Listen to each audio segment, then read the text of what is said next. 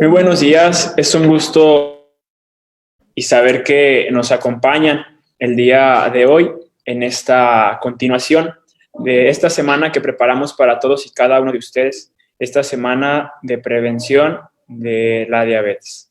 En nombre de nuestra presidenta, la señora Lula Solís Padilla, y nuestra directora general, Alma Cristina Rodríguez Vallejo, les damos la más cordial bienvenida a todos y cada uno de ustedes. El día de hoy tenemos la presencia del maestro Salvador Cerrillo Ruiz, quien nos compartirá la charla Los portafolios dietarios como manejo y control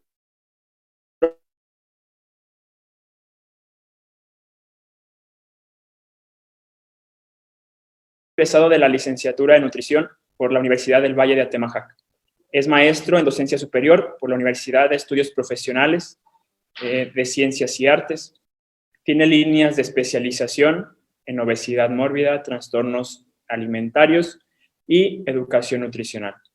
Él ha sido docente en diversas instituciones, actualmente aún lo es.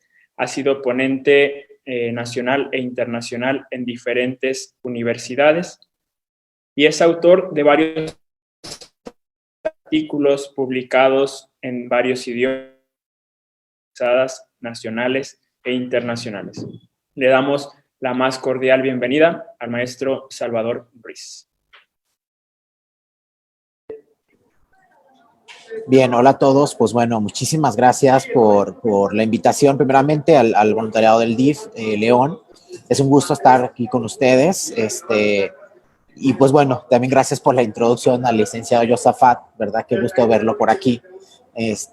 Pues bueno, trataré de ser, el objetivo de esta plática es analizar alternativas, ¿sí? Analizar perspectivas diferentes a lo que tal vez de manera convencional se ha trabajado en los últimos años o en las últimas décadas dentro de lo que es la parte nutricional o el manejo nutricio para el paciente con diabetes, ¿sí? Recordemos que existen o han existido diferentes estrategias a lo largo de la evolución del estudio de esta enfermedad, ¿verdad? De esta condición, que de alguna manera han servido, sí, en diferentes contextos, en diferentes épocas, pero que finalmente estos tratamientos y estos abordajes que se hacen precisamente del tratamiento nutricio han tenido que cambiar y han tenido que evolucionar, se han tenido que adaptar sobre todo al avance de la ciencia principalmente y el avance del conocimiento en general, ¿no? Yo creo que también el aspecto social, el contexto social de una persona que vive con diabetes ya no es el contexto social de una persona que vivía con diabetes hace 20 años, por ejemplo, ¿sí? Entonces yo creo que por eso es tremendamente importante tomar en cuenta esta parte, ¿sí? Tomar en cuenta que la diabetes, cómo se vive la diabetes en un 2020 es muy diferente, ¿sí? A cómo se vive la diabetes inclusive hace 10 años. La enfermedad es la misma, ¿sí? La patología es la misma, el cuadro clínico es el mismo, los tratamientos están estandarizados, pero todo el contexto sociocultural, todo el contexto educativo, psicoeducativo que hay alrededor de una persona que tiene diabetes y sobre todo el sistema familiar es tremendamente importante, ¿sí? Entonces, el objetivo de esta plática es, dentro de estos cambios, ¿verdad?, que han habido de la ciencia, sobre todo la parte de la dietética y de la nutrición, pues analizar esta perspectiva que se le llaman los famosos portafolios dietarios, ¿sí? Lo digo famosos porque ya tienen, son reconocidos, ¿verdad?, a nivel internacional y reconocidos a nivel nacional. Sí, entonces, bueno, me permití elaborar una presentación, trataré de ser no tan técnico, sí, entonces, para poderles presentar esta información, que bueno, para mí resulta tremendamente importante, ¿no? Sobre todo que ustedes lo tengan a la mano y y pues bueno, poco a poco irles explicando, ¿sí? Aquí en este caso, pues bueno, el tema como tal cual, los portafolios dietarios tienen un abordaje múltiple, ¿eh? O sea, el objetivo de un portafolio dietario, vamos a ver, pues qué onda, ¿verdad? ¿Qué es esto de un portafolio dietario, no? Tiene un abordaje múltiple, ¿sí? O un uso, digamos, múltiple. Realmente los portafolios dietarios es una estrategia dietética, lo quiero llamar contemporánea, no es así actual, si ya tiene algunas, que será máximo 2 décadas de existencia a nivel internacional. Aquí en México tiene 12 años aproximadamente que se empezaron a trabajar este tipo de estrategias. y parten precisamente de lo que se le va a denominar, ¿verdad?, la nueva nutrición, ¿sí? La nutrición se piensa que en unos 20 años, aproximadamente en el año 2050, 2040, la forma en la cual trabajemos los nutricionistas o los nutriólogos va a ser muy diferente o tendrá que ser muy diferente, ¿sí? Tendremos que considerar aspectos ya no solamente del peso del paciente, de la grasa del paciente, de la evaluación antropométrica corporal, sino también aspectos genéticos, ¿sí? Se piensa que en un futuro tendremos técnicas, tendremos herramientas que nos permitan identificar estos cambios genéticos que son totalmente individuales, ¿sí? Y que estos cambios genéticos de alguna manera pues inciden en cómo la persona si responde a esta enfermedad, responde a un tratamiento y por supuesto cómo responde a su alimentación, ¿sí? Entonces, parte precisamente de esta premisa que son los portafolios dietarios. Y bueno, el abordaje que se va a dar en esta plática son los portafolios dietarios como estrategia de control en el paciente con diabetes, ¿sí? Es decir, cómo una estrategia dietética que se llama portafolios dietarios puede impactar y puede mejorar la salud de una persona que tenga diabetes, ¿sí? Obviamente, vamos a ver cómo se estructura un portafolio dietario, algunos ejemplos para que ustedes vayan teniendo pues la información, ¿ok? Bien. Bueno, primeramente, ¿de qué manera un paciente con diabetes mellitus puede controlar su glucosa mediante su alimentación? Era lo que les mencionaba al principio, ¿sí? Han existido muchísimas estrategias prácticamente desde que la enfermedad se empezó a estudiar como tal. Me da mucho gusto ver en este foro, en este espacio, en esta semana que van a tener ustedes de información, ver algunos colegas, ¿verdad?, importantes para mí, como ayer estuvo la maestra Carolina Cabrera, que, bueno, fue mi profesora en la licenciatura, y que es una excelente persona, una excelente nutrióloga, y compartimos, ¿no? Me da gusto saber que como colegas compartimos mucho la visión de lo que debe de ser una nutrición correcta, una nutrición adecuada. También estará por ahí el día de hoy la licenciada, la doctora Wendy Calderón, que, bueno, también es colega, egresada también de la misma universidad donde yo estudié, y bueno, también compartimos la parte de la seriedad, ¿verdad? La parte de cómo un nutriólogo debe de abordar a un paciente, pues de una manera, con una evidencia científica, ¿sí? No solamente, digamos, pues basado en hechos o en dimes y diretes populares, ¿sí? Entonces, bueno, regresando a la pregunta, entonces, ¿de qué manera un paciente con diabetes puede controlar su glucosa? Pues existen muchas maneras, ¿sí?, para poder controlar su alimentación. En el 2005 aproximadamente, la ADA, que es la American Diabetes Association, ¿sí?, que es la Asociación Americana para la Diabetes, o el estudio de la diabetes, publicó en uno de sus papers, en uno de sus documentos, una estrategia de que se le llama método de control de hidratos de carbono, que de hecho la maestra Carolina Cabrera dará un taller por ahí, me parece, el día mañana o el día jueves, no recuerdo, para que no se lo pierdan, también es importante. Es una buena estrategia también de poder controlar la glucosa a través de la alimentación, ¿sí? Hay que hacer un ejercicio ahí de cálculos sencillos, hay que ir planeando, pero yo creo que, miren, yo creo que de manera general, no solamente las personas con diabetes, yo creo que en general la población tenemos que planificar nuestra alimentación. No es una cosa sencilla porque requiere conocimiento, requiere interpretación, requiere saber cocinar, requiere saber almacenar los alimentos, un manejo higiénico adecuado, muchas cosas, ¿sí? Pero bueno, este método de control de hidratos de carbono que se publica en 2005, que se conocía desde antes, pero que la diabetes lo adopta en 2005, pues bueno, es una forma de poder controlar la glucosa a través de los alimentos. El control de raciones de fruta, que también el gobierno de Estados Unidos, el Ministerio de Salud de Estados Unidos, nos dice que una persona con diabetes puede comer fruta, digamos, de toda, siempre y cuando controlemos las raciones, que ahí es como el concepto luego difícil, ¿sí? Cuando uno habla de raciones, habla de equivalentes, entonces el paciente como que entra en una situación ahí como conflictiva de decir, bueno, pues es que ¿cuánto es una ración? Usted me dice que una ración de fresas, usted me dice que una ración de plátano, ok, entonces tenemos que aprender primero, pues a qué se refiere una ración, ¿sí?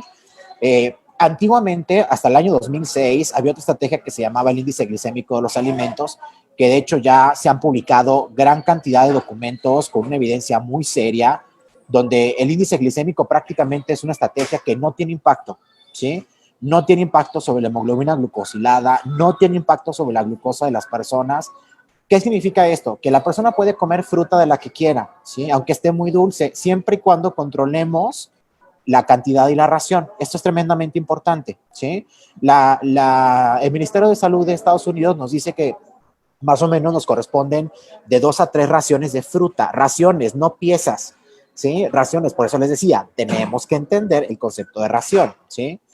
No, si les digo 3 raciones, no significa 3 sandías, ¿verdad? No significa 3 melones, ¿sí? Sino son 3 porciones o 2 porciones al día, ¿sí? Y bueno, están los productos avalados por la Federación Mexicana de Diabetes, que tienen este logotipo que ustedes pueden ver aquí en la pantalla. Tienen este logotipo que dice avalado, donde, bueno, son alimentos que de alguna manera están estudiados de manera profunda en cuestiones de ingredientes y que de alguna manera son recomendables siempre y cuando se tenga una lectura de etiquetas correcta, ¿verdad? Por supuesto. Y que se pueda acompañar precisamente de un plan individualizado. Y bueno, estos productos surgieron en 2018 y actualmente están en el mercado. Ustedes pueden ir al supermercado y pueden encontrar varios productos que tienen este logotipo. Y eso significa que están avalados por la Federación Mexicana de Diabetes y que pueden ser consumidos, ojo, no a libre albedrío, ¿sí? Es decir, no pueden ser consumidos libremente, pero que son opciones que podemos considerar dentro de nuestra alimentación. Y luego vienen los portafolios dietarios, ¿verdad? En 2008, que, bueno, prácticamente parten de un plan individualizado. Toda la alimentación debe ser individualizada, así yo siempre les he dicho. O sea, una persona que tiene diabetes tiene que acudir con un experto en nutrición que esté titulado, que tenga cédula y que le haga un plan de alimentación para sus características individuales, ¿sí? No podemos arrancar una dieta de un blog, no podemos imprimir una dieta del internet y decirle, haz la dieta, aquí está tu plan de alimentación. No podemos hacer eso, ¿sí? Tenemos que ir con un profesional de la salud. Actualmente, digo, están los centros de salud que tienen personal de nutrición, están las clínicas del Seguro Social, las clínicas del ISSSTE, que también tienen sus primeros niveles y que son muy buenas, ¿sí? Inclusive hay nutriólogos o hay instituciones como universidades y asociaciones civiles que tienen nutriólogos, que ustedes inclusive puede ser la consulta hasta gratuita, ¿sí? O bien pagar una módica cantidad, ¿no? Una cuota significativa, pero que finalmente les va a ayudar a ustedes. Entonces, pues hay maneras, ¿no? Pero aquí el objetivo es, pues, buscar una ayuda profesional, que me parece que es la parte importante. Bien, pues, ¿qué es un portafolio dietario, verdad? Ya todo esto. Es la combinación de 2 o más alimentos funcionales diseñados para una enfermedad o grupo específico. Les platico así brevemente qué onda con esto. Ok. Los portafolios dietarios surgieron en 2002 en la Universidad de Toronto por el Departamento de Ciencias Nutricionales como una estrategia adaptada de la Asociación Americana del Corazón, ¿sí? De la American Heart Association. Esta estrategia dietética que surge en la Universidad de Toronto, de alguna manera pretendía que si los pacientes consumían cierto tipo de alimentos, todos sus indicadores bioquímicos iban a mejorar, es decir, el colesterol, la glucosa, las enzimas hepáticas, inclusive otros perfiles a lo mejor de como cuestiones de inflamatorias, ¿sí? E inclusive factores genéticos. Y bueno, ¿qué es lo que pasa? Estos portafolios dietarios que surgen en el 2002 pasan muchos años hasta que aquí en México, luego lo vamos a ver, expertos y médicos del Instituto Nacional de Ciencias Médicas y Nutrición, Salvador Subirán, que se le conoce actualmente como el Hospital de Nutrición de la Ciudad de México, ellos traen esta idea y traen esta estrategia a México, ¿sí? Para trabajar portafolios dietarios, pero con alimentos mexicanos, ¿sí? Porque en la Universidad de Toronto está adaptado a alimentos que eran disponibles o que eran, digamos, asequibles en Canadá, ¿sí? Aquí en México, la doctora Nimbe Torres, el doctor Armando Tobar, se traen esta idea para poder adaptar precisamente esta estrategia, pero con alimentos mexicanos, ¿sí? Entonces, pues bueno, aquí está resaltado una parte importante donde dice 2 o más alimentos funcionales. Ustedes dirán, pues, ¿qué es eso, no? ¿Qué es un alimento funcional? Ok, bueno, les platico. Un alimento funcional es un alimento que además de todos los nutrimentos que nos aporta, es decir, además de las proteínas, además de la fibra, de los carbohidratos, de las grasas que nos aporta ese alimento, tiene otro tipo de nutrimentos que nos van a ayudar inclusive a prevenir alguna enfermedad, esa es una, que nos pueden ayudar a tratarla, o bien inclusive algunos autores creen que pueden inclusive tener propiedades hasta curativas, ¿sí? De algunas enfermedades. Sabemos solamente que la diabetes es una enfermedad que no se cura, ¿sí? Pero el hecho de que sea una enfermedad que no se cura, como decía ayer la maestra Carolina Cabrera, no implica que no podamos vivir con ella, ¿sí? Actualmente, y siempre se los he dicho, ¿no? Los médicos lo dicen, en México las personas con diabetes no se mueren por tener diabetes, se mueren de las complicaciones de la diabetes, ¿sí? Una persona en México o un mexicano puede vivir con diabetes muchísimos años, ¿sí? con una buena calidad de vida, siempre y cuando, por supuesto, tenga una estrategia emocional, tenga un entorno favorecedor y tenga, por supuesto, pues todo un estilo de vida que conlleva una buena alimentación y la actividad física, ¿eh?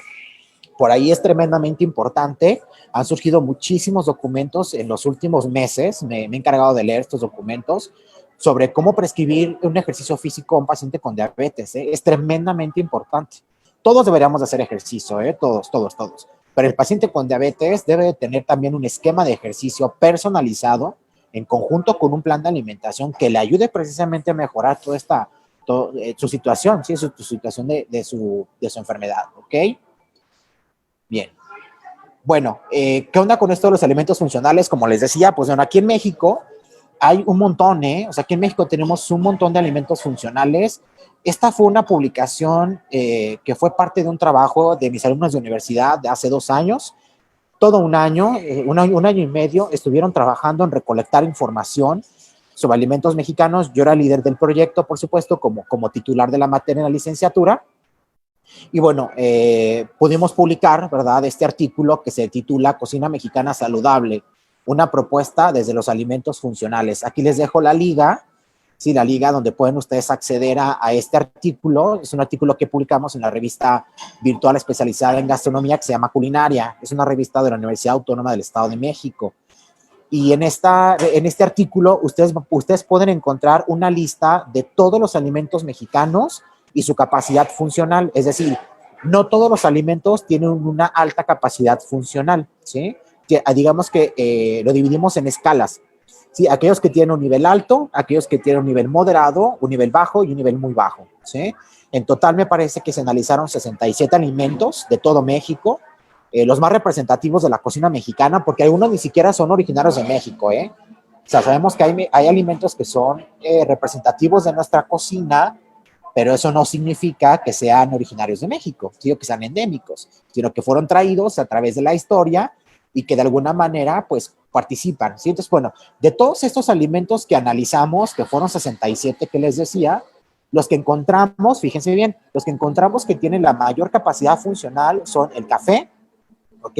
El maíz, ¿ok? El nopal, ajá, el camote, la cebolla, el tomate, el romero, el perejil, la vainilla y la verdolaga, ¿sí? Entonces, ustedes pueden hacer platillos con todos esos alimentos y créanme que pudieran tener un beneficio extraordinario. Sí, claro, aquí lo importante, pues, es saber cuánto, ¿verdad? O sea, es decir, adaptar una receta o adaptar un platillo que contenga estos alimentos, pues, a una cantidad que sea adecuada a nuestros requerimientos individuales y por supuesto que sea pues avalado por un licenciado en nutrición, ¿sí? Por una persona que sea experta en nutrición. Y bueno, estuvieron otros 28 que tuvieron un nivel moderado, 19 con un nivel bajo y 7 con un nivel muy bajo. Tenemos otro proyecto, estamos trabajando en un proyecto con 2 universidades en la zona del Bajío y en la zona de los centros y altos de Jalisco y en la zona de León, con varias universidades donde estamos ahorita diseñando un recetario, ¿sí? Estamos diseñando un recetario que contenga estos alimentos funcionales y que les puedan brindar a ustedes, pues, algunas ideas en un futuro, ¿verdad? No solamente a ustedes, sino también a los colegas, ¿verdad? Porque luego a veces como nutriólogo cuesta un poquito de trabajo, ¿no? Eh, cuando no sabemos cocinar o cuando no tenemos como tanta creatividad culinaria, ¿sí? Entonces, pues es un proyecto que estamos trabajando este año, esperemos poderlo publicar el próximo año. Sí, es un gran trabajo que se está haciendo entre 2 universidades y que de alguna manera pues se piensa compartir este documento y compartir los hallazgos pues con los colegas y con la sociedad en general, ¿sí? Ok. Bien, entonces les comentaba, ¿no? Que los portafolios dietarios surgieron en 2002, este es el doctor que los creó, todavía vive, se llama el doctor David J. Jenkins, ¿ok? De la Universidad de Toronto. Y el primer portafolio dietario que hizo él estaba basado en lo que nos decía la Sociedad Americana del Corazón, que era lo que yo les mencionaba. O sea, él en aquellas épocas dijo, bueno, ¿y qué hago, por ejemplo? ¿Qué puedo hacer si adapto alimentos que venían, por ejemplo, de otros esquemas? Hay unos esquemas que se llaman el esquema DASH, ¿ok? Que es el esquema que utilizan para los pacientes con hipertensión. Y hay otro esquema que se le llama, que seguramente ustedes han leído, han visto en las revistas o han visto información en las redes sociales, que se le llama la dieta mediterránea, ¿sí? Entonces, él trató de buscar alimentos, ¿sí? Que estuvieran dentro de este esquema de dieta mediterránea, dentro del esquema DASH, y entonces utilizarlo con personas que tuvieran dislipidemias. ¿Qué es una persona que tenga dislipidemia? Una persona que tenga colesterol alto, tenga triglicéridos altos, lo que decimos, digamos, de manera trivial, el colesterol malo alto, ¿verdad? Que tenga el colesterol bueno bajo, ¿sí? Que tenga, obviamente, los triglicéridos elevados, ¿sí? Entonces, esa es una persona que tiene dislipidemias, ¿sí? Entonces, él reclutó a una serie de pacientes que tenían estas características y dijo, bueno, voy a tomar algunos de los alimentos del esquema DASH y de la dieta mediterránea que nos pudieran ayudar precisamente a mejorar toda la parte metabólica de la persona, es decir, que le permita bajar el colesterol, que le permita bajar los triglicéridos, que le permita mejorar todos sus niveles y que la persona sobre todo esté más estable, ¿sí? Entonces, selecciona estos alimentos y crea lo que se le llama el primer diet portfolio, que es el primer portafolio dietario, ¿sí? El primero que él hizo tenía, si se fijan aquí en la diapositiva, tenía oleaginosas. Oleaginosas son todos aquellos que son semillas, ¿sí? Por así decirlo, cacahuates, almendras y nueces.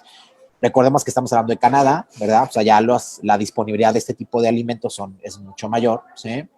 Entonces, es como común, ¿no? Entonces, 50 gramos de oleaginosas.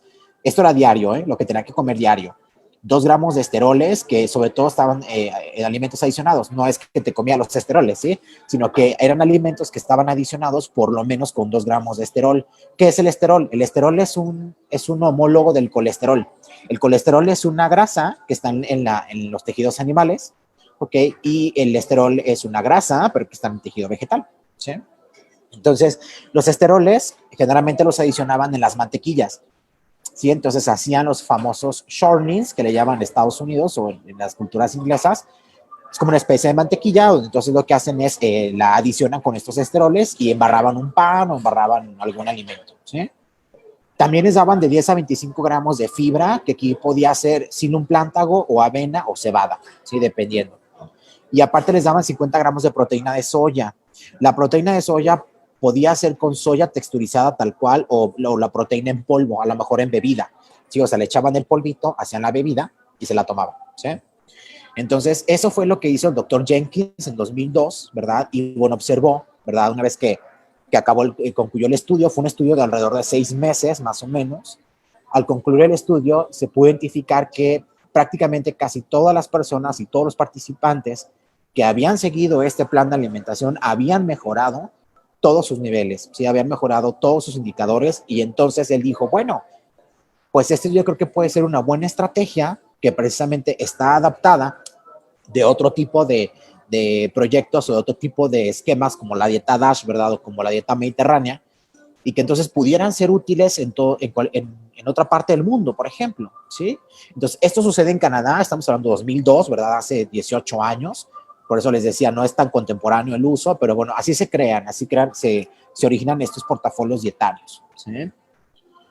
Ok, entonces, ¿qué es lo que pasa? En 2008, la doctora Nimbe Torres, que es esta que tenemos aquí en la diapositiva, la doctora Nimbe Torres y el doctor Armando Tobar Palacio, que ambos son esposos, me parece que todas son esposos, ambos trabajan en el Instituto Nacional de Ciencias Médicas y Nutrición Salvador Subirán, en la Ciudad de México. Y la doctora Nimbe Torres hizo un postdoctorado, una estancia postdoctoral, me parece, en Estados Unidos, y conoce al doctor Jenkins, conoce a la línea del doctor Jenkins, y entonces dice, bueno, ¿y por qué no traer esta idea que trabajó el doctor Jenkins? ¿Por qué no traerlo, por ejemplo, a México? ¿Sí? O sea, ¿por qué no traer toda esta estrategia a México y empezarlo a aplicar a personas que tengan, pues no solamente dislipidemias, sino a personas a lo mejor que tengan diabetes, ¿ok? Personas que tengan síndrome metabólico, que tengan otro tipo de problemas o de comorbilidades, ¿sí? Y entonces dice, bueno, igual íbamos a manejar esa estrategia, y entonces en 2008, que ella hace su estancia postdoctoral, se trae esta idea a México, ¿sí? Junto con su esposo, ¿sí? Y entonces ambos son investigadores del instituto, del área de genómica, y entonces en 2008 hay un departamento en el instituto es tremendo, o sea, créanme que yo tuve la gran oportunidad de hacer mi servicio social ahí, y bueno, el Instituto Nacional de Nutrición es considerado como uno de los mejores hospitales de Latinoamérica, e inclusive el año pasado les dieron una certificación considerada como uno de los mejores hospitales del mundo, ¿sí? para que se imaginen el grado de seriedad y el grado, digamos, de calidad que se brinda en este instituto en cuestiones de investigación. ¿Sí? Entonces, este instituto es enorme, tiene alrededor de 80 departamentos y uno de esos departamentos es el departamento de genómica nutricional, donde están precisamente la doctora Nimbe y el doctor Armando Tobar. Entonces, ellos lo que hacen, dicen, bueno, pues vamos a hacer todo esto que hace el doctor Jenkins en México, ¿sí? Y entonces empiezan a trabajar, ¿verdad? Esta estrategia, considerando precisamente o haciendo hincapié al trabajo de lo que se le llama actualmente la nutrigenómica y la nutrigenética. La nutrigenómica y la nutrigenética prácticamente son las nuevas ramas de la nutrición que van a ser el nuevo parteaguas, ¿sí? Junto con la nutrición translacional, que también es un concepto muy nuevo, ¿sí? Pero se piensa que las tres grandes ramas de la nutrición en las próximas décadas va a ser la nutrigenómica, la nutrigenética y la nutrición translacional, ¿sí? Es decir, cualquier nutriólogo que se diga nutriólogo en el siglo XXI va a tener que jincarle duro a la nutrigenética, a la nutrigenómica y a la nutrición translacional, ¿sí? Son como las grandes áreas nuevas dentro de la nutrición, ¿sí?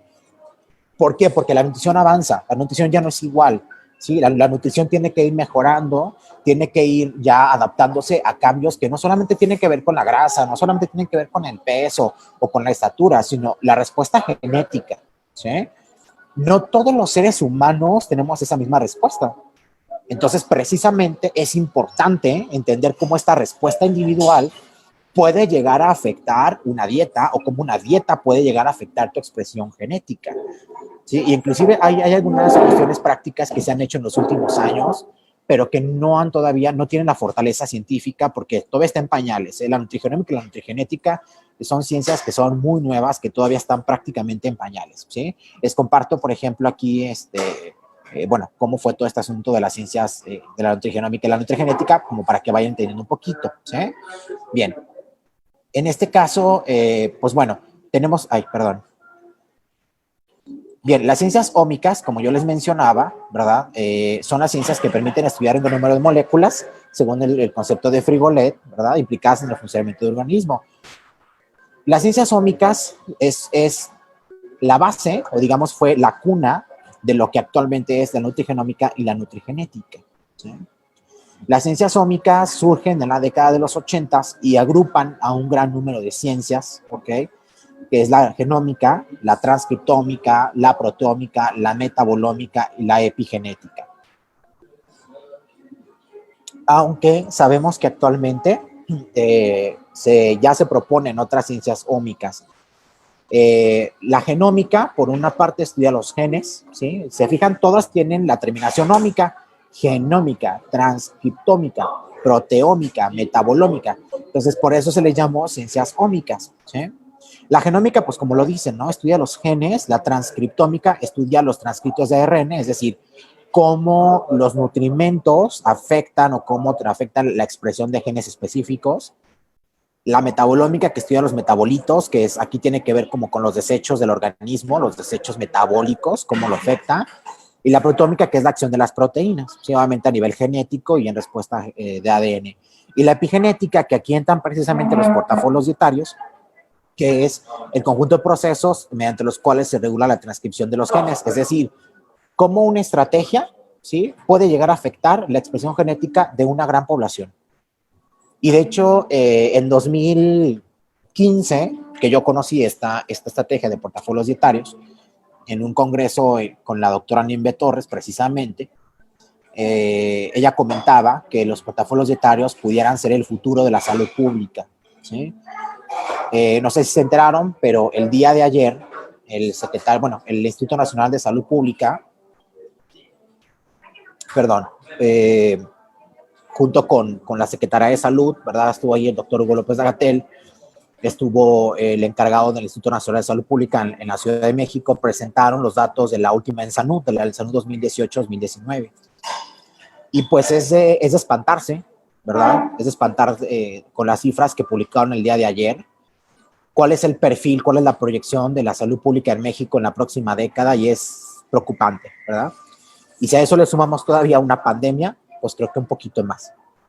Sí, entonces, pues bueno, yo creo que de alguna manera como personas o como sociedad, ¿verdad? Tenemos que buscar la manera de estar mejor, ¿sí? Entonces, una manera de estar mejor es buscar alternativas precisamente para mejorar nuestra salud, ¿sí? Entonces, los portafolios dietarios pudieran ser una alternativa nueva, ¿sí? Que pudiera mejorar la salud de muchas personas.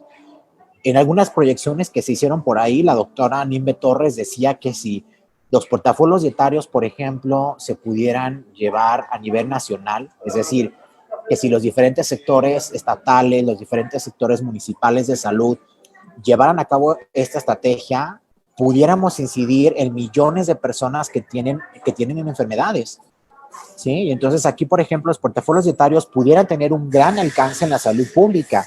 Sin embargo, obviamente falta como toda la parte del seguimiento o toda la parte de decir, bueno, pues sí los aplicamos, pero pues la gente tiene realmente la manera o sabe cómo consumir estos alimentos. Entonces viene precisamente como la parte complicada, ¿sí? O viene la parte, digamos, como el reto. Sí, el reto como sociedad, el reto como población, el reto como nutriólogos, ¿sí? Como nutriólogos, pues obviamente tenemos que estar siempre, pues a la vanguardia, tenemos que estar siempre al pendiente de lo que es nuevo. Yo terminé la licenciatura hace ya más de 10 años, ¿sí? Entonces en 10 años la nutrición ha evolucionado de una manera tremenda y como nutriólogo pues tengo que seguir también actualizándome, tengo que seguir buscando cuáles son estas alternativas que se proponen, ¿verdad? No solamente, digamos, desde la población o desde el sector, digamos, popular, sino desde el sector científico, ¿sí? Entonces, pues los portafolios dietarios pudieran tener una implicación a nivel nacional muy importante, ¿sí? Que igual a lo mejor, digo, los invito, yo sé que esta plática es para las personas que tienen diabetes, pero también si algún colega está viendo esta transmisión, pues es importante también pues buscar, ¿sí? Este tipo de estrategias que pudieran ayudar a nuestros pacientes, que pudieran ayudar a la población y que nos pudieran llevar a, pues, a una etapa de una salud pública mejor, ¿sí? A tener una mejor salud pública y sobre todo, pues, a bajar estos indicadores que les digo están preocupantes, ¿sí? Es difícil, sobre todo en sectores jóvenes. Mencionaba ayer el doctor Hugo López-Gatell, incidir en personas jóvenes, ¿sí? Y jóvenes, estoy hablando adolescentes y jóvenes adultos, es decir, población desde prácticamente los 12 años, 10 años hasta los 30 años, porque son personas que están desarrollando ya situaciones de mucha obesidad, de muchos problemas metabólicos y que a largo plazo va a ser un costo de salud pública muy importante en las próximas décadas, ¿sí? Y aparte de eso, pues obviamente los que en algunos años seremos adultos mayores, ¿verdad? Recordemos que en México la pirámide poblacional se va a invertir, ¿verdad? Los datos apuntan a que a partir del año 2050 los datos de población pues van a ser muy evidentes, es decir, va a haber muchísima gente, con muchos adultos mayores, ¿sí? Muchísimos adultos mayores y va a haber pocos jóvenes. So, imagínense, si los jóvenes están enfermos, pues es como decir, híjole, pues ¿qué hacemos, verdad? Entonces, si la población que va a ser como el sector activo económicamente van a tener complicaciones, pues bueno, hay que buscar maneras, ¿sí? Entonces, pues bueno, creo que los portafolios dietarios es un primer acercamiento que surge precisamente de estas ciencias ómicas, ¿verdad? Pero bueno, seguimos entonces con este asunto de la evolución, ¿verdad? De las ciencias ómicas. Y entonces, bueno, estábamos en 1980 y en el año 2000 a raíz de toda esta profundización que se dio de las ciencias ómicas, surgen dos nuevas ramas de las ciencias ómicas, que es la nutrigenómica y la nutrigenética, ¿sí? Es decir, la aplicación del estudio de la genómica nutricional al nutrimento y al ADN. Uh-huh. Les explico brevemente qué onda con este asunto de la nutrigenómica y de la nutrigenética. Bien fácil. El nutrimento, bueno, tenemos dos premisas, nutrimento y ADN, que es el material genético de la persona. La nutrigenómica estudia cómo este nutrimento afecta el ADN. Y la nutrigenética estudia cómo este ADN afecta este nutrimento, o digamos, responde a un nutrimento, ¿sí? Y es de aquí, por ejemplo, el por qué luego, no sé, me pasa en la consultoría, o me ha pasado en la consultoría, en las historias de los pacientes, sobre todo, ¿no?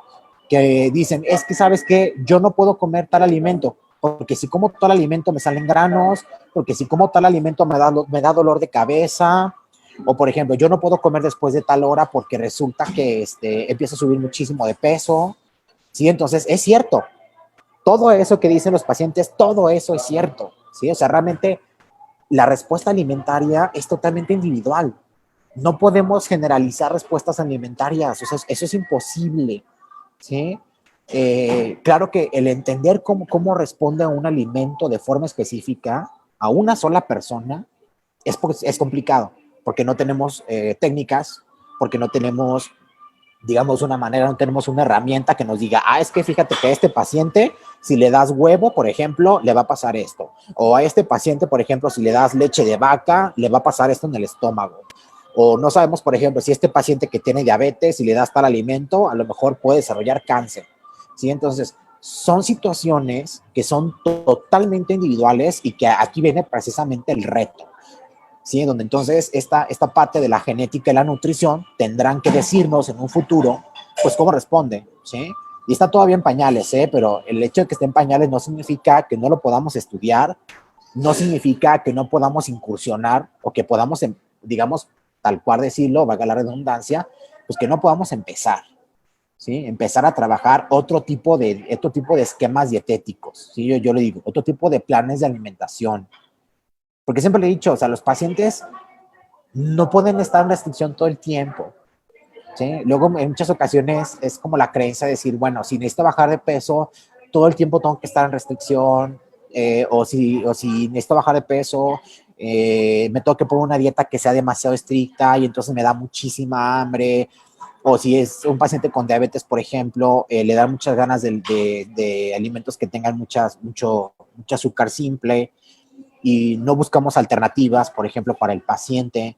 Sí, sobre todo, digo, mi mamá tiene diabetes, tiene más de 20 años con su enfermedad y bueno, pues yo creo que es el paciente estrella, ¿verdad? En casa, sí, sobre todo en el asunto de las consultas directas y en la parte de alimentación, sí, oye, hijo, es que fíjate que vi esto, o puedo comer lo otro, o mira, tengo ganas de esto, o cómo lo puedo preparar, sí, entonces, creo que finalmente, digo, nosotros tienen un nutriólogo en casa, pero pues yo creo que es una manera de ir viendo cómo de verdad la alimentación, si se hace de una manera individual, si se hace de una manera consciente, mejora muchísimo la salud de las personas, ¿sí? Y se controlan.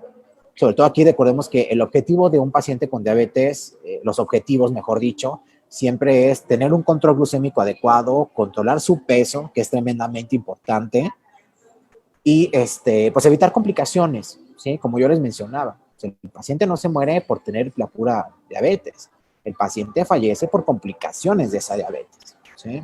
Es difícil, muy complicado. Yo no estoy de que sea fácil. ¿Sí? Yo siempre les digo a mis alumnos, cada vez que pasa el tiempo, cada vez que estudio más asuntos de la nutrición, cada vez que me meto más a trabajar, a investigar esta parte de la nutrición, me doy cuenta que como nutricionistas tenemos mucho que aprender, ¿sí? No es fácil decirle a una persona, limita tu consumo, no es fácil decirle a una persona, controla las raciones de esto, ¿verdad? O pon más atención en esta parte, haz ejercicio, porque luego luego me da risa, ¿no? Con todos estos banners que hay de publicidad y eslogans de muchas empresas, ¿no? De que les ponen abajo, ejercítate. Pues qué fácil, ¿no? O sea, ejercítate, órale, ¿cómo? ¿Cuándo? ¿Qué hago? ¿Sí? O, por ejemplo, estas personas, aliméntate correctamente. Chido, ¿no? O sea, así como de, pues, órale, aliméntate correctamente. Pues sí, pero ¿qué significa aliméntate correctamente? O sea, ¿qué hay detrás de todo eso? ¿Sí? O sea, hay una cultura. O sea, la cultura mexicana tiene características sociales muy peculiares. Hay aspectos sociales o redes sociales muy, muy importantes. ¿Sí? Está toda una situación emocional que también por ahí es importante, por ahí lo va a trabajar el psicólogo Pablo, ¿sí? Es tremendamente importante, ¿sí? Tener psicoterapia, tener contención en una persona que vive con una comorbilidad, como es la diabetes. No es fácil, ¿sí? Cuando una persona te da un diagnóstico de diabetes, decir, híjole, se me acabó el mundo, ¿qué voy a hacer? ¿Qué tengo que hacer ahora? Ahora tengo que controlar esta parte. Y entonces viene como se revuelca una serie de ideas que luego resultan ser un impedimento para el paciente, ¿sí? No es fácil, ¿no? Yo creo que cuando uno le da un diagnóstico de ese tipo, pues uno piensa lo peor al principio, uno piensa que ya no va a vivir mucho, uno piensa que a lo mejor ya no puedes hacer grandes cambios en tu vida, pero créanme que no. Yo creo que esta situación tiene que reestructurarnos y tiene que convertirnos en ser mejores personas. Y todo eso con un esfuerzo, ¿sí? O sea, a lo que voy ahorita. Esta constancia, esta orientación nutricional adecuada es la que nos va a ayudar precisamente a mejorar esta parte de la alimentación. Sí hay que poner un esfuerzo individual, ¿eh? O sea, eso es totalmente cierto. O sea, es falso.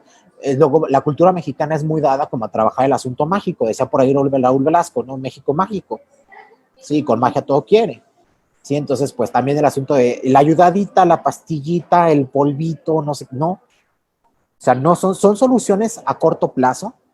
Y alguna vez me acuerdo que algunos me decían, profe, pero es que si el paciente se mete el chocho en el gimnasio, es que si el paciente toma la pastillita o el termogénico, o toma el diurético y no sé qué, sí, sí le hace efecto.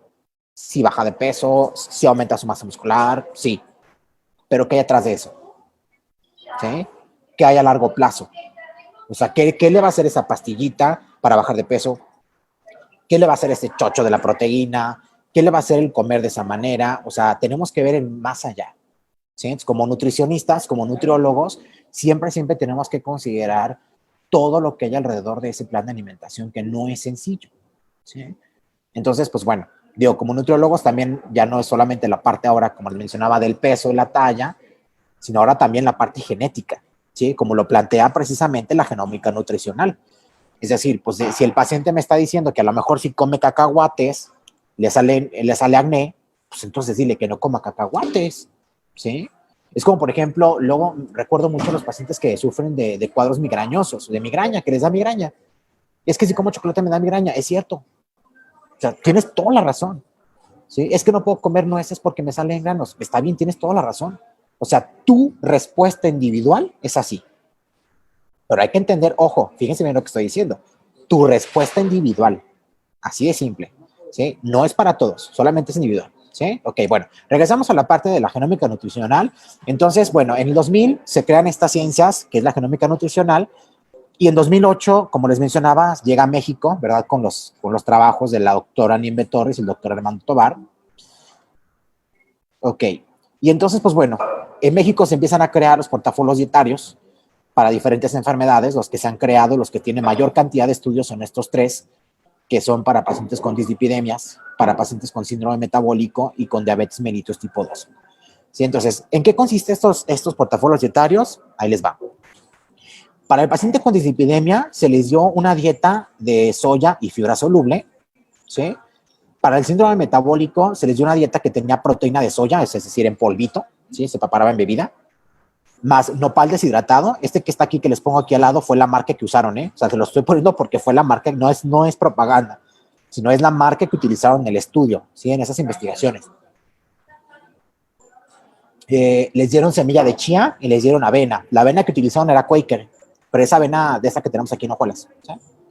No estaba azucarada y no tenía azúcar añadida, ¿sí? Y en el caso de la diabetes mellitus tipo 2, que es donde vamos a trabajar precisamente, fíjense bien, les daban diario, estas porciones eran diarias, ¿eh? 7 gramos de nopal deshidratado, que es como este polvito que tenemos acá, o 250 gramos de nopal fresco, ¿sí? O sea, sí es bastantito, a lo mejor es como un nopal grandote. O sea, estoy pensando más o menos como en cantidades, como un nopal grandecito, o a lo mejor 2 nopales medianos, más o menos como para que sean 250. ¿Sí? O bien les decían, sales, si no te gusta el nopal, porque a quien no le gusta el sabor del nopal, ya no te preocupes. Entonces, en lugar de darte el nopal así en fresco, te damos el polvito del nopal, ¿sí? Que eran 7 gramos, más o menos como una cucharadita y media. Luego les daban 4 gramos de semilla de chía, ¿ok? Que esta pues solamente es no saborizada, porque ya es semilla de chía saborizada. Semilla de chía natural. Y luego les daban 22 gramos de avena. La avena era de Quaker, ¿sí? Y 32 gramos de bebida de soya, no, 32 mililitros de bebida de soya o texturizada. La marca que utilizaron ellos es esta que se llama Soy Amigo, ¿sí? Entonces les daban 32 gramos, una porción más o menos, aproximadamente son como, o sea, si lo vemos en soya texturizada, vienen siendo más o menos como 4 dedos, ¿sí? O sea, así, más o menos, ¿sí? De soya texturizada. ¿Ok? Entonces, eso era lo que les daban. Y aparte les daban Splenda para la bebida de soya, como para azucarar la bebida de soya, porque solamente no sabía nada, ¿sí? Que es más o menos equivale 0.002 gramos de Splenda, equivale más o menos a un sobrecito, ¿sí? un sobrecito de Splenda, le ponían ahí en la bebida de soya, todos eran pacientes con diabetes, ¿sí? Y entonces dijeron, ok, van a comer así durante 6 meses. Este estudio lo hicieron en México, en la Ciudad de México, ¿sale? Y entonces, lo que sucedió fue lo siguiente. Todos los pacientes disminuyeron sus triglicéridos, todos, 100%. Todos disminuyeron su hemoglobina glucosilada a menos del 7%. Bajaron de peso, porque aparte de esta dieta que les daba de estos alimentos que les acabo de mencionar, era una dieta con restricción, es decir, era una dieta donde estaba perfectamente controlado su aporte calórico para buscar precisamente que la persona controlara su peso, ¿sí? Disminuyó la proteína C reactiva. Este asunto de la proteína C reactiva es un marcador inflamatorio, es decir, cuando una persona tiene una enfermedad que no está controlada, una enfermedad sobre todo crónica como diabetes, hipertensión, esclerosis múltiple, lupus, artritis reumatoide, ¿sí? Todo ese tipo de enfermedades generan en el cuerpo un estado de inflamación. Entonces, una manera de poder medir ese estado de inflamación es a través de esta proteína C reactiva, ¿sí? Disminuyó la incidencia genética para desarrollar el síndrome metabólico, es decir, les hicieron estudios genéticos, ¿sí? Les sacaron sangre, les hicieron estudios genéticos a estas personas que estaban comiendo así, y les dijeron, ¿sabes qué? Acabas de mejorar la expresión genética para desarrollar síndrome metabólico. Es decir, tienes diabetes, pero si sigues comiendo así, es muy poco probable que desarrolles síndrome metabólico, ¿sí? Entonces, aquí se fijan, pues obviamente fue un impacto muy importante de este estudio. Y entonces, pues se toma, ¿verdad?, como referencia que los portafolios dietarios puede ser una estrategia de control para un paciente con diabetes, ¿sí? Entonces hay que incluir estos alimentos, ¿verdad?, por supuesto, en la dieta. Soya, chía, ¿sí? Avena, ¿sí? Ojo, pero avena cruda, pues avena, digamos, preparada. No de la que está saborizada, no la que tiene azúcar añadida.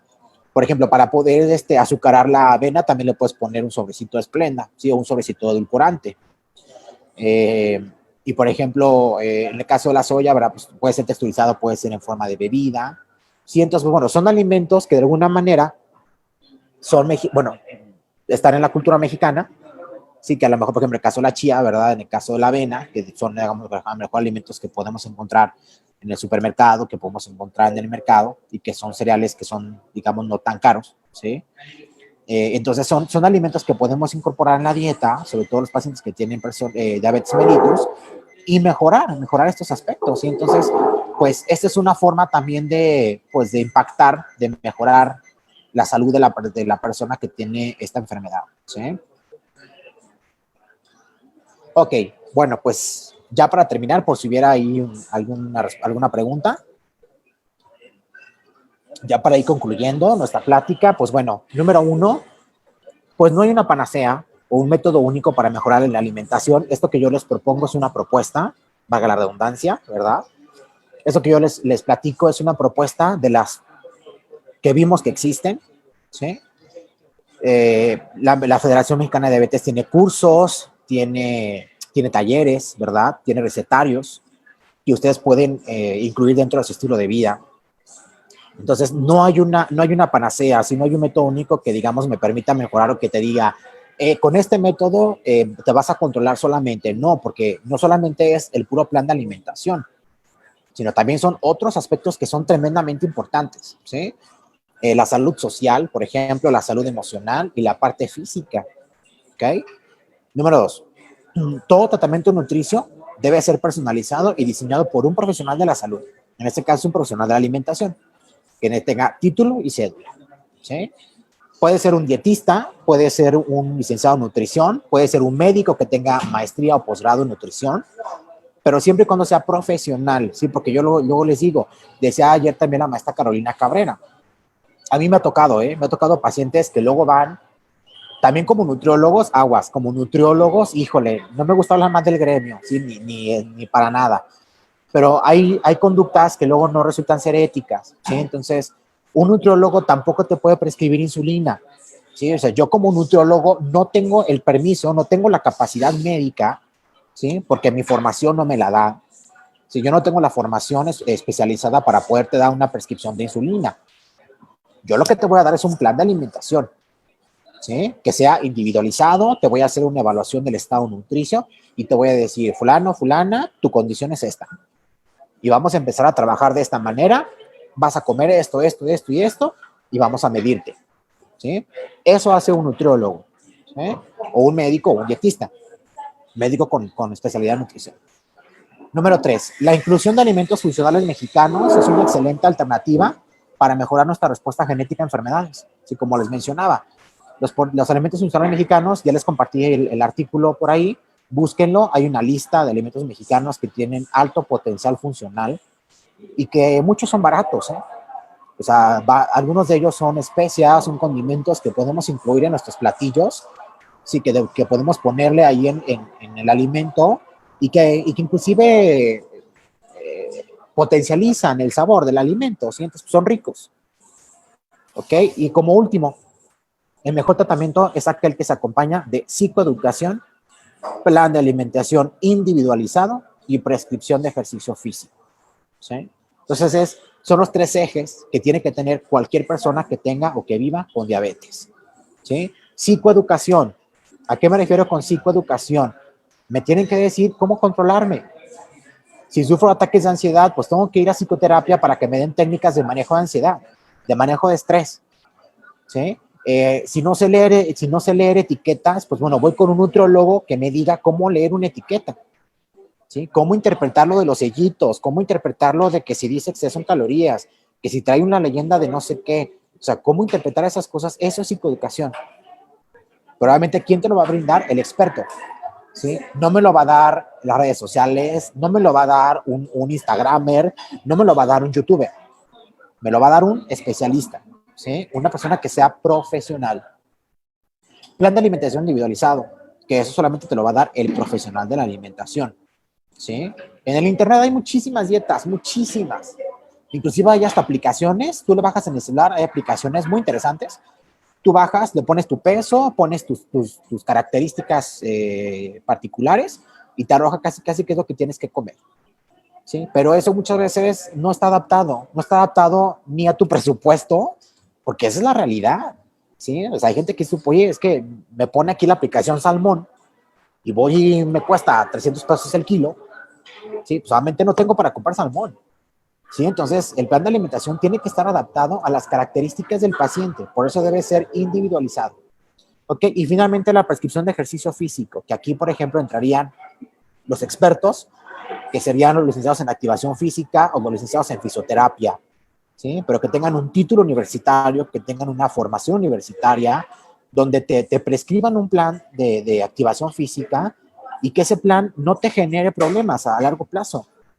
Sí, o sea, que ese plan de ejercicio no te genere lesiones para empezar, porque luego es lo que pasa, ¿no? Mucha gente empieza animada, que no sé qué, que voy a hacer ejercicio, voy al gimnasio, chalala, me salgo a correr, y luego resulta que empiezas 15 días o una semana y ya me lesioné, ¿sí? Porque entonces yo lo estaba haciendo a un ritmo que no era adecuado, o no traía un calzado adecuado, ¿sí? Y entonces empiezan las complicaciones. Sí, entonces, pues bueno, de mi parte sería todo, les agradezco mucho el espacio. Sí, pues bueno, quedo abierto a preguntas. Si hubiera por ahí alguna pregunta.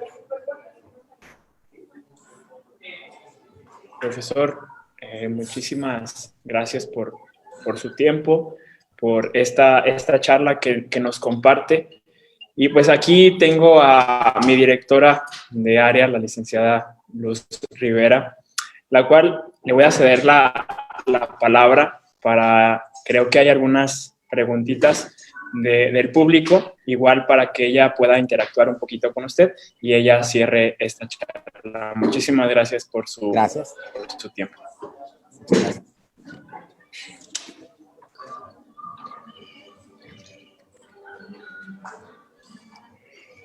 Maestro, muchas gracias por permitirnos de su tiempo y sobre todo esta participación que tuvo. Hay algunas preguntas que quisiera ahorita externar para poder hacer este cierre con esta sesión de preguntas y respuestas. Y la primera pregunta sobre cómo hacer uso, cómo interpretarlo ya de manera familiar, la nutrigenómica y la nutrigenética. Sí, claro. Bueno, como les comentaba, Hay pocas aplicaciones prácticas, ¿eh? Realmente en la consultoría, cuando una persona va a una consulta y se quiere trabajar bajo un esquema de nutrigenómica y nutrigenética, hay varias formas de hacerlo, ¿no? Las que son prácticas o las que existen actualmente son a través de test. Te sacan un pelo, te sacan una muestra, una biopsia y lo mandan a estudiar a un laboratorio que generalmente está en Europa o en Canadá. Son test o son laboratorios que son carísimos. Por persona más o menos cuesta 20,000 pesos el test, más o menos. Lo mandan a estudiar a Europa y te regresan a ti un reporte donde te dicen que, por ejemplo, tus genes reaccionan de manera equívoca o reaccionan de una manera incorrecta a la proteína de la leche, a la proteína del huevo o al gluten, por ejemplo, ¿sí? El problema con ese tipo de test es que todavía la técnica que utilizan para hacer el análisis no está todavía, no es tan sofisticada.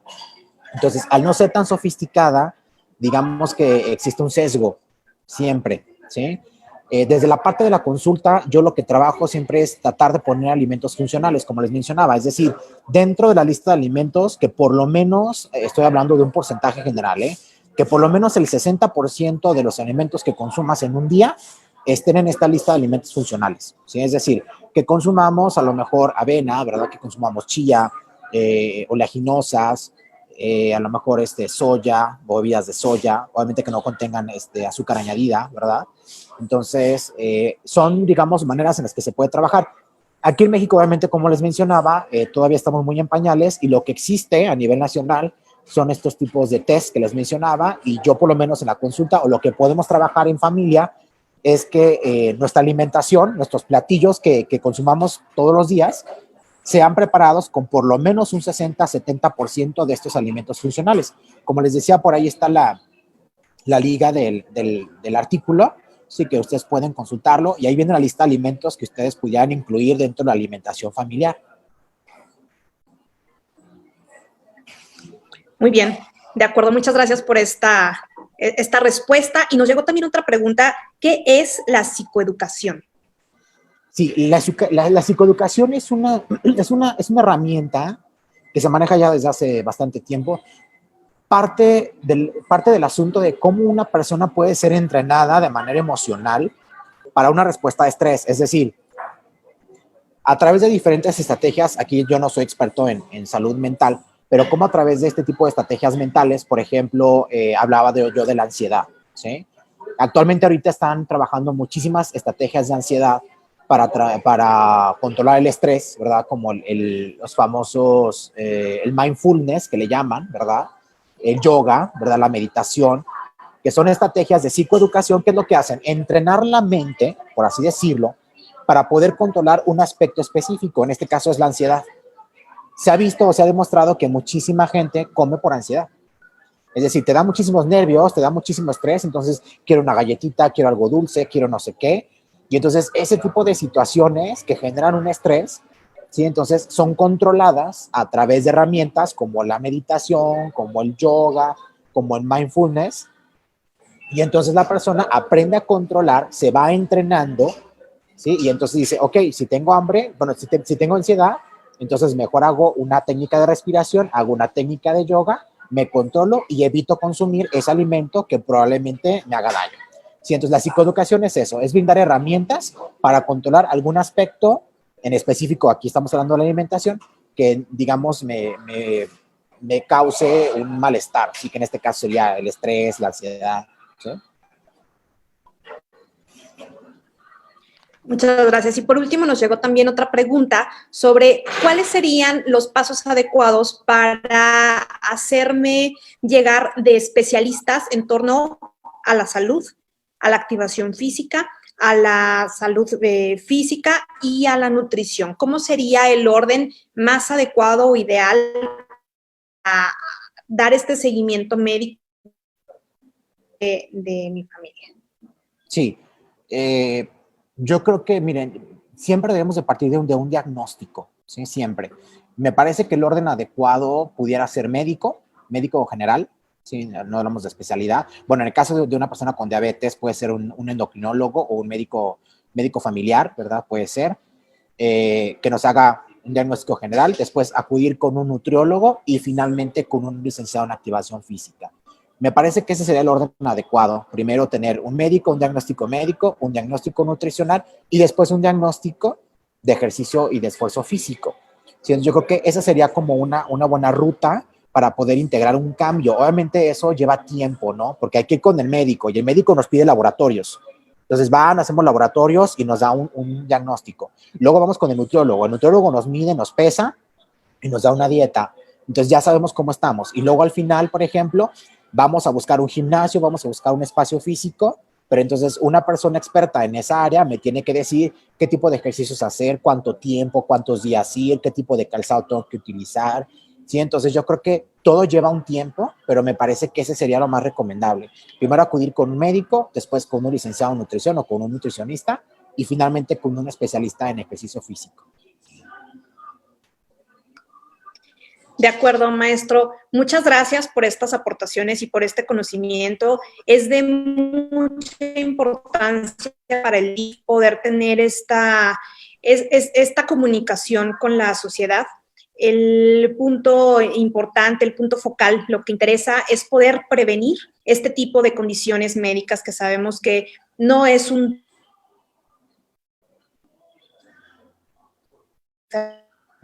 ya tienen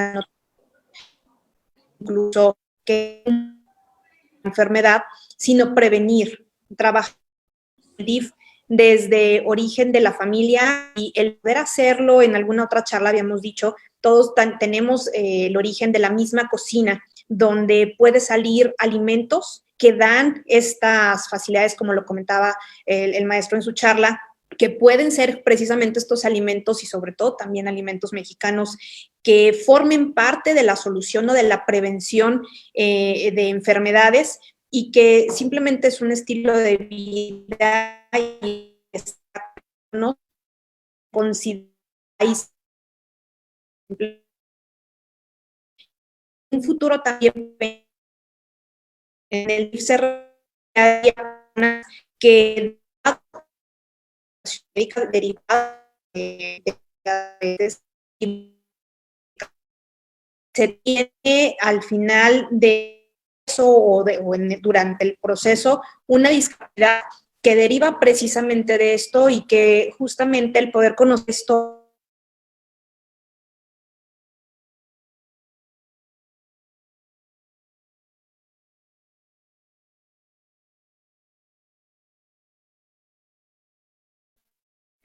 retomo, muchas gracias, nos da opción de prevención específicamente dentro de nuestra familia y cuidarnos.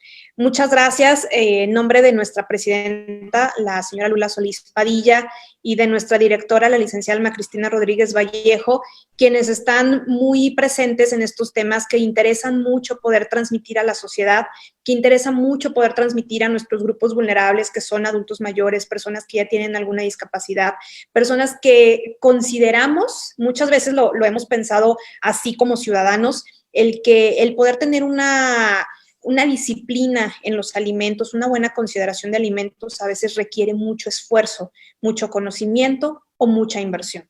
Y entonces sabemos que hay opciones, que hay alternativas y que todo esto puede de alguna manera derivar en acciones y estilos de vida saludables que nos permitan prevenir enfermedades. Muchas gracias por esto y muchas gracias por estar presentes y le haremos llegar su reconocimiento, esta participación y este gran conocimiento que nos acaba de exponer en este momento. Muchas gracias a todos, muchas gracias, que tengan buena tarde. Gracias. Linda tarde para todos y seguimos en la semana de la prevención de la discapacidad y la diabetes. Los seguimos síganos en nuestras redes y ahí nos mantendremos informados sobre el resto de las charlas, talleres y pláticas que vamos a tener a lo largo de esta semana.